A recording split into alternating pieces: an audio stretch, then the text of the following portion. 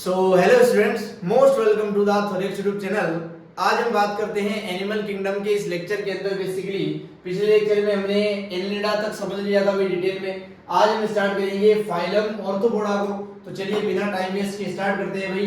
देखो, इस वर्ड से ही समझ में आ रहा है ऑर्थोपोडा। ऑर्थो का मतलब होता है जॉइंटेड, जहाँ पे जॉइंट्स के थ्रू जोड़ा गया हो चीजों को, और पोडा का मतलब होता है पेयर बेसिकली, है ना। यानी कि यहाँ पर इस ग्रुप के अंदर आने वाले जितने भी एनिमल्स हैं उनके पैर के अंदर जॉइंट्स होंगे, है ना। उनके जो पैर है, अगर मैं टिपिकल डायग्राम बनाऊं तो उनके पैर के अंदर कुछ ऐसे जॉइंट्स आपको मिलेंगे। इसलिए इस ग्रुप को क्या बोला गया है? ऑर्थोपोडा बोला गया है बेसिकली। तो एक एक वर्ड को आप समझ सकते हो भाई। ये एक लार्जेस्ट फाइलम है भाई एनिमेलिया किंगडम का। एनिमेलिया किंगडम में सबसे ज्यादा एनिमल किस ग्रुप के अंदर आते हैं बेसिकली? तो वो ऑर्थोपोडा के अंदर आते हैं भाई। अगर पूछे ऑर्थोपोडा के बाद में किस में आते हैं, तो मोलस्का के अंदर आते हैं। तो सबसे बड़ा ग्रुप कौन सा है भाई? फर्स्ट नंबर पे ऑर्थोपोडा आता है भाई। फर्स्ट नंबर पे ऑर्थोपोडा आता है। सेकंड नंबर पे आता है बच्चों मोलस्का। सेकंड पे क्या आता है? मोलस्का। थर्ड पे प्रोटोजोआ आते हैं बेसिकली। प्रोटोजोआ, जिनको यहां से हटाकर अब प्रोटिस्टा में भी रख दिया गया है भाई। सबसे बड़ा जो ग्रुप है वो क्या है भाई? ऑर्थोपोडा ही है। इसके अंदर भी सबसे ज्यादा कौन से टाइप के एनिमल आते हैं? तो इसके अंदर सबसे ज्यादा इंसेक्ट्स आते हैं भाई। कीट पतंगे जो है वो आते हैं, इंसेक्ट सबसे ज्यादा आते हैं। ऑलमोस्ट 70% एनिमल जो है इस अर्थ पे वो इंसेक्ट ही है भाई। एनिमल्स के अंदर जितने भी एनिमल है उनमें से 70% क्या होंगे? इंसेक्ट होंगे। कहने का मतलब ये है basically over 2/3 of all the named species on the earth are arthropoda. इस अर्थ के ऊपर जितने भी स्पीशीज के नाम रखे गए हैं अभी तक, उनमें से 2/3 यानी कि ऑलमोस्ट 66% जो है वो क्या है? इंसेक्ट है भाई। बेसिकली वो ऑर्थोपोडा के अंदर आते हैं। यानी कि इस अर्थ के ऊपर जितने भी एनिमल्स को, ऑर्गेनिज्म को नाम दिया गया है अभी तक, उनमें से 66% जो ऑर्गेनिज्म है वो ऑर्थोपोडा के अंदर आते हैं। इतना बड़ा ग्रुप है ऑर्थोपोडा, इतना बड़ा फाइलम है ऑर्थोपोडा, ये समझाने का प्रयास हो रहा है इन लाइंस के द्वारा। They have organ system of organization. इनके अंदर सिस्टम बन जाता है भाई। जैसा कि मैंने आपको पढ़ाई रखा है, पोरिफेरा के अंदर केवल सेलुलर लेवल का ऑर्गेनाइजेशन है भाई। उसके बाद सिलेंट्रेटा और टिनोफोरा के अंदर टिश्यू बन गया था। प्लेंटी एल्मिंथीज के अंदर ऑर्गन बन गया था। और एस के एल्मिंथीज, एनिलिडा और ऑर्थोपोडा, इन सभी के अंदर और इससे आने वालों के अंदर भी क्या बन जाएगा? सिस्टम बन जाएगा बच्चों। तो उम्मीद करते हैं ये तीनों लाइनें बहुत ही अच्छे से समझ में आई है। और आगे बढ़ते हैं। बेसिकली यहाँ पर बाइलेटरल सिमेट्री मिलती है भाई। यानी कि यहाँ पर आने वाले एनिमल्स को अगर दो बराबर भागों में काटना है तो काटने के लिए आपको एक प्लेन मिलेगा। One plane is available for dividing animal into two halves. दो भागों में तोड़ने के लिए एक प्लेन मिलेगा भाई। ये ट्रिप्लोब्लास्टिक होते हैं। ट्रिप्लो का मतलब भी होता है भाई तीन। यहाँ पर तीनों जर्म लेयर मिलती है, मेसोड्रम, एंडोड्रम और एक्टोड्रम, तीनों के तीनों यहाँ पर मिलती है भाई। ये सेगमेंटेटेड एनिमल होते हैं भाई। मैंने आपको सेगमेंटेशन में पढ़ाया था भाई। ट्रू सेगमेंटेशन मिलता है एनिलिडा में। एक्सटर्नल सेगमेंटेशन किसके अंदर मिलता है भाई? कोर्डेटा के अंदर नहीं, ऑर्थोपोडा के अंदर मिला था। और इंटरनल सेगमेंटेशन कहाँ मिला था? कोर्डेटा के अंदर मिला था।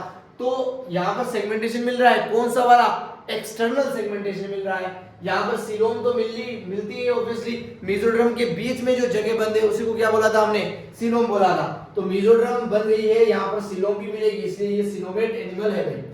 द बॉडी ऑफ ऑर्थोपोडा, जो ऑर्थोपोडा की बॉडी होती है भाई, वो कवर होती है काइटेनियस एक्सोस्केलेटन से। स्केलेटन जैसा कि ह्यूमन के अंदर भी होता है, हड्डियों का ढांचा, इन एनिमल के अंदर एक्सोस्केलेटन होता है। बॉडी के बाहर की तरफ एक मजबूत लेयर होती है बेसिकली काइटिन की, उसी को क्या बोलते हैं बच्चों? एक्सोस्केलेटन बोलते हैं। The body consist of head, thorax and abdomen. इनकी जो बॉडी है उसके अंदर एक हेड होता है बेसिकली ऐसा, और उसके बाद में थोरैक्स होता है कुछ ऐसा, और उसके बाद में एब्डोमेन आ जाता है कुछ ऐसा। तो इनकी बॉडी का एक टिपिकल डायग्राम है, ऐसे समझ सकते हो। ये है हेड, ये है थोरैक्स और ये क्या है? एब्डोमेन। तीनों पोर्शन के अंदर इनकी बॉडी टिपिकली डिवाइड होती है। नाम तो ये है भाई साहब, है ना, आप समझ ही रहे हो भाई साहब, थोरैक्स नाम है ना। आगे समझते हैं basically they have jointed appendages, जैसा कि नाम से ही मैंने समझाया, ऑर्थो का मतलब ही क्या होता है, जॉइंटेड होता है, और पोडा का मतलब ही क्या होता है, एपेंडेजेस होता है या पैर होते हैं बेसिकली। यहाँ पर जितने भी पैर मिलते हैं एनिमल्स के अंदर वो सभी सेगमेंट्स के अंदर होते हैं और सभी जॉइंट की फॉर्म में जुड़े हुए होते हैं, इसलिए जॉइंटेड एपेंडेजेस वर्ड से ही इस ग्रुप का, इस फाइलम का नाम रखा गया है ऑर्थोपोडा बेसिकली। रेस्पिरेशन के लिए गिल्स हो सकते हैं भाई, बुक गिल्स हो सकते हैं, बुक लंग्स हो सकते हैं, या फिर ट्रेकियल सिस्टम हो सकता है। इन तीनों के बारे में आप ऑलरेडी पढ़ चुके हो भाई, है ना। लंग्स और गिल्स, गिल्स बेसिकली वाटर के अंदर रेस्पिरेशन करता है, लंग्स जो है वो लैंड के ऊपर रेस्पिरेशन करता है। ट्रेकियल सिस्टम को आप समझ सकते हो थोड़ा सा, यहाँ पर छोटी छोटी पाइप्स होती है भाई कुछ ऐसी, जैसे मैंने ये एक पाइप आपके सामने ड्रॉ की है, इस एक बड़ी पाइप से छोटी छोटी पाइप निकलती है कुछ ऐसे कुछ ऐसे। ये जो सिस्टम बना है ये ट्रेकियल सिस्टम है भाई। इस बड़ी पाइप से हवा जो है वो बॉडी के अंदर छोड़ी जाएगी और CO2 जो है वो वापस ले ली जाएगी बॉडी से, और इन छोटी छोटी नलियां जो है ये नलियां ये छोटे छोटे पोर्स में जाकर ओपन होगी, और जिन पोर से एयर को इन्वायरमेंट के अंदर डाल दिया जाएगा, और उन्हीं पोर से एयर को इन्वायरमेंट से बॉडी के अंदर ले भी लिया जाएगा। तो कुछ इस टाइप का फॉर्मेट आप समझ सकते हो ट्रेकियल सिस्टम के बारे में। यहाँ पर जो सर्कुलेटरी सिस्टम होता है वो ओपन टाइप का होता है भाई, यानी कि कोई भी ब्लड वेसल नहीं होती है, खून सीधा ऑर्गन के बीच में पड़ा हुआ है। ऐसा भी कहा जाता है कि जो बॉडी के ऑर्गन है वो खून के अंदर नहा रहे हैं भाई, खून के अंदर डूबे हुए हैं, है ना। ओपन सर्कुलेटरी सिस्टम के लिए बोली गई जाती है ये लाइन। यहाँ पर सेंसरी ऑर्गन जैसे कि एंटीना हो गया, जैसे कि आईज हो गई, आईज भी दो प्रकार की है, कंपाउंड और सिंपल टाइप की। यहाँ पर स्टेटोसाइट्स हो सकते हैं, यहाँ पर बैलेंसिंग ऑर्गन्स हो सकते हैं भाई, ये सारे स्ट्रक्चर क्या होते हैं, प्रेजेंट होते हैं भाई। एंटीना एक सेंसरी ऑर्गन है, अभी डायग्राम में दिखाएंगे। आंखें दो प्रकार की, और स्टेटोसिस्ट और बैलेंस करने वाले ऑर्गन, ये सारे ऑर्गन ऑर्थोपोडा के मेंबर्स के अंदर प्रेजेंट हो सकते हैं। आगे लाइन लिखी गई है, जो एक्सक्रीशन है वो मेल पीजियन ट्यूब्यूल्स के द्वारा होता है। ये मेल पीजियन एक साइंटिस्ट का नाम है भाई, ऐसी एक ट्यूब होती है, एक नली होती है जिससे वेस्ट प्रोडक्ट को बाहर निकाला जाता है बॉडी से, इसीलिए एक्सक्रीशन का काम कौन कर रहा है ऑर्थोपोडा के अंदर, मेल पीजियन ट्यूब्यूल्स कर रही है। Very very important. ये जो है मोस्टली डायोसियस होते हैं भाई, डाई का मतलब दो, यहाँ पर दोनों सेक्सों के लिए दो अलग अलग बॉडी होती है, इसी कंडीशन को आप यूनिसेक्सुअल कंडीशन भी बोल सकते हो बच्चों। यहाँ पर फर्टिलाइजेशन जो है वो इंटरनल होता है भाई, इंटरनल का मतलब है मेल और फीमेल गेमीट फीमेल बॉडी के अंदर मिलेंगे, और मिलने की प्रोसेस को क्या बोलते हैं बच्चों, फर्टिलाइजेशन बोलते हैं भाई। दे आर मोस्टली ओविपेरस, यहाँ पर जितने भी एनिमल है वो ज्यादातर अंडे देते हैं भाई, है ना। यहाँ पर जो डेवलपमेंट है वो डायरेक्ट भी हो सकता है और इनडायरेक्ट भी हो सकता है। इनडायरेक्ट डेवलपमेंट के अंदर लार्वा स्टेज आती है और डायरेक्ट के अंदर लार्वा स्टेज नहीं आती है बेसिकली।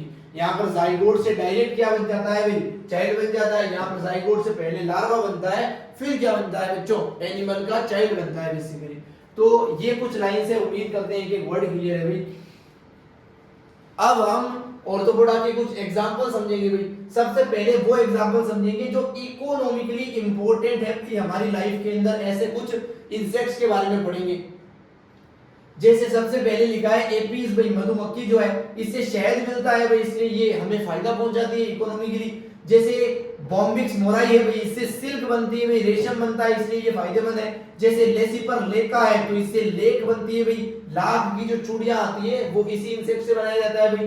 कुछ वेक्टर की फॉर्म में होते हैं, ये तीन जो है ऑर्थोपोडा के मेंबर है और ये इकोनॉमिकली इंपॉर्टेंट है हमारी लाइफ के अंदर। और कुछ वेक्टर होते हैं भाई, वेक्टर उस एनिमल को बोलते हैं, उस ऑर्गेनिज्म को बोलते हैं जो एक रोग को एक जीव से दूसरे जीव में फैलाता है बेसिकली।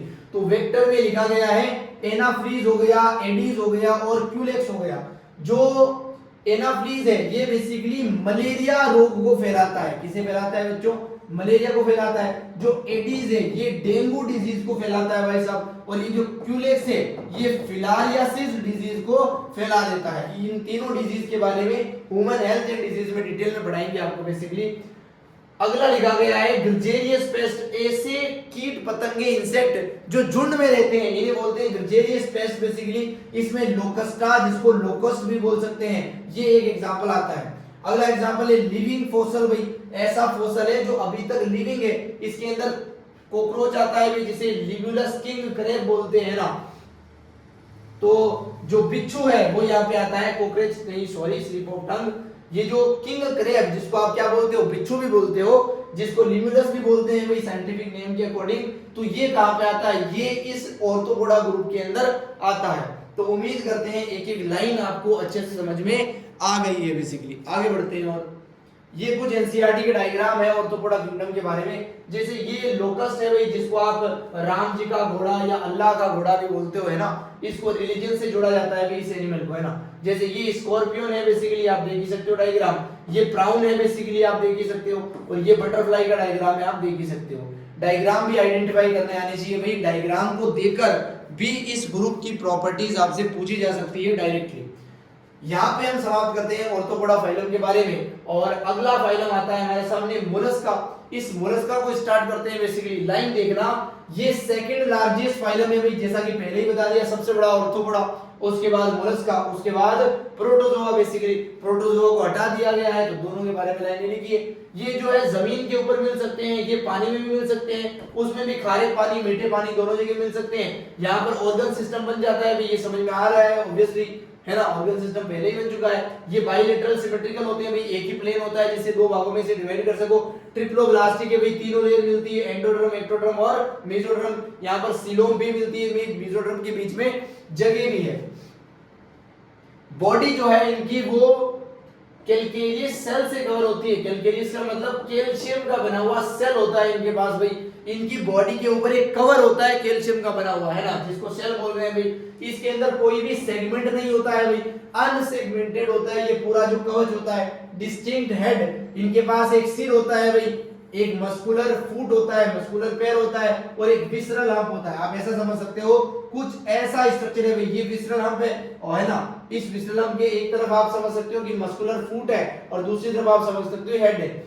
मेन जो बात है वो विसरल हम्प के बारे में है, क्योंकि आगे की लाइन भी इस पे डिपेंड करती है। तो मैंने सिंपल सा डायग्राम बना दिया भाई, जिसमें विसरल हम्प आपको दिख रहा होगा। आगे लिखा है ए सॉफ्ट स्पंजी लेयर जो है स्किन की, है ना, जिसको मेंटल बोलते हैं, वो विसरल हम्प के ऊपर होती है भाई। ये विसरल हम्प हमने बनाया, इसके ऊपर एक लेयर होती है भाई, इसे क्या बोला है भाई, मेंटल बोला है। क्या बोला है बच्चों, मेंटल बोला है। तो ये जो स्ट्रक्चर पहले बनाएंगे इसका नाम भी लिख लो, ये विसरल हम्प है भाई, विसरल हम्प शॉर्ट में लिख देते हैं।